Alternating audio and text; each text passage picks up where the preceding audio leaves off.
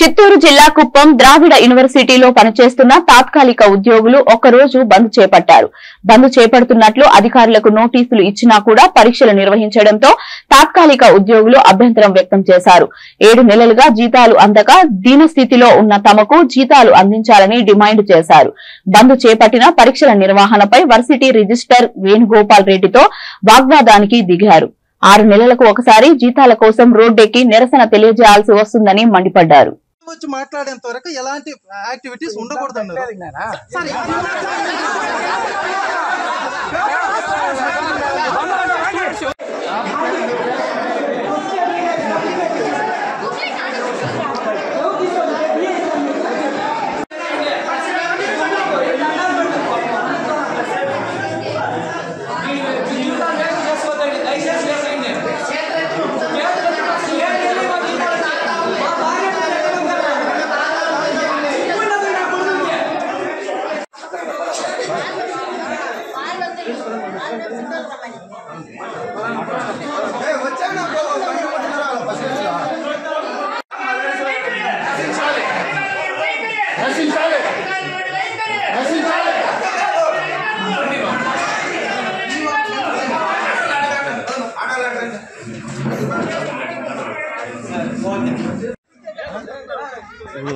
లేదు ఆఫ్ చేస్తామనేసి మళ్ళీ స్టార్ట్ చేస్తారు.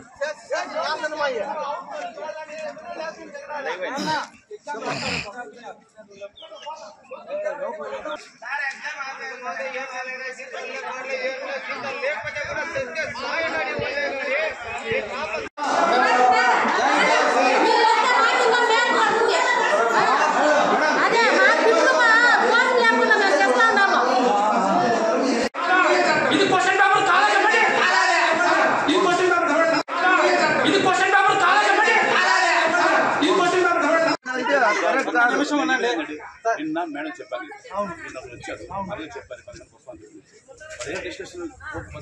ఎగ్జామ్ ఎందుకు పెట్టారు?